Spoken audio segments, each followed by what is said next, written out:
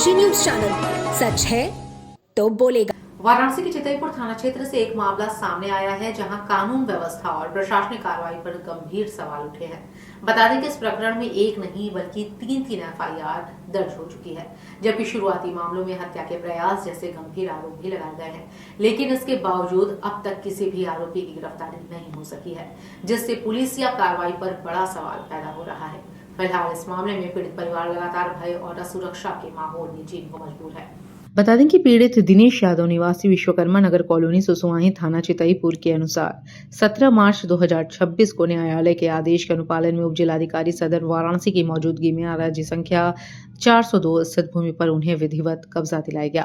प्रशासन की निगरानी में बाउंड्री वॉल का निर्माण कार्य भी शुरू कराया गया था, जिससे उन्हें उम्मीद थी कि अब न्याय मिल चुका है।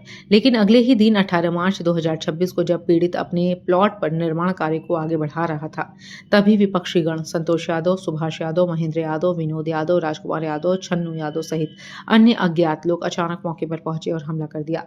आरोप है कि सभी लोग लाठी डंडों और पत्थरों से लैस थे। उन्होंने न केवल निर्माणाधीन बाउंड्री वॉल को गिरा दिया, बल्कि पीड़ित और उसके मजदूरों पर भी जानलेवा हमला किया। वहीं ईंट पत्थरों से किए गए इस हमले में गंभीर चोटें पहुंचाने की कोशिश की गई हैं।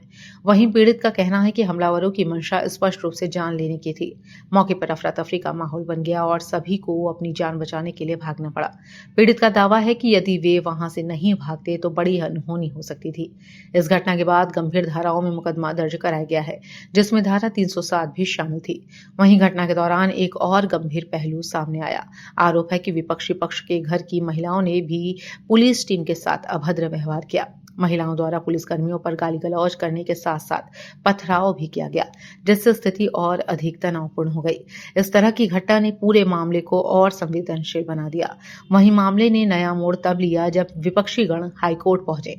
बताया जा रहा है कि सुनवाई के दौरान अदालत ने इस बात पर कड़ी टिप्पणी की कि एक तरफ गंभीर अपराध के आरोप हैं और दूसरी तरफ पुलिस पर ही पथराव किया जा रहा है, और फिर भी गिरफ्तारी से बचने की बात कही जा रही है। इसी परिप्रेक्ष्य में हाईकोर्ट ने इस मामले में राहत देने से इनकार करते हुए याचिका को खारिज कर दिया।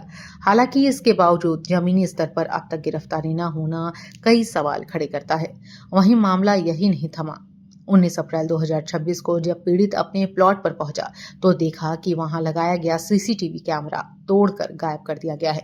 डीवीआर फुटेज की जांच में विपक्षी विनोद यादव कैमरा तोड़ते हुए दिखाई दिए। जब इस संबंध में सवाल किया गया तो आरोपियों ने गाली गलौज करते हुए जान से मारने की धमकी दी और प्लॉट छोड़ने का दबाव बनाया जा रहा है।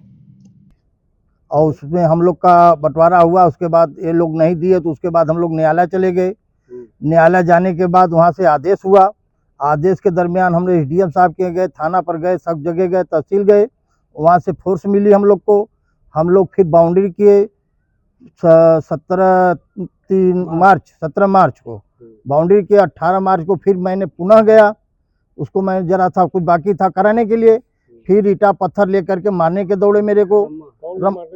अरे संतोष, महेंद्र, विनोद, छन्नू, ये राजकुमार, ये सब घर की औरतें, हाँ सब लोग। अब लोग हम भागे नहीं होते सर ना, तो हमें रम्मा से मार दिए होते। टोटल कितनी जमीन है वहाँ पे? 1 बीघा 21 बिस्सा है। 21 में वो लोगों का कितना है? 4 बिस्सा होता है, 4.25 बिस्सा जी। और यहाँ पर पूरा पट्टी का है। अच्छा, जो पेपर शो कर रहा है उसमें कितना बिस्सा उन लोगों का शो कर रहा है? 4.25 बिस्सा। 4.25 बिस्सा जी हाँ। देने की नहीं है। और यही कहते हैं हम अधिकांश करके मैं जाता हूँ कचहरी या कहीं भी, तो कहते हैं इसी को हटाओ, साले को, उसको मारो, नहीं तो यही ढेर आगे बढ़ रहा है। आदेश दिखाते हैं आप जी, कोर्ट के आदेश पर ही SDM साहब ने ये सब आदेश किया ना। क्या लग रहा है इस पे क्या कार्रवाई की है अभी तक? अभी हम तक प्रशासन हमारे साथ जो FIR हुआ उसमें अभी कोई गिरफ्तारी नहीं हुई।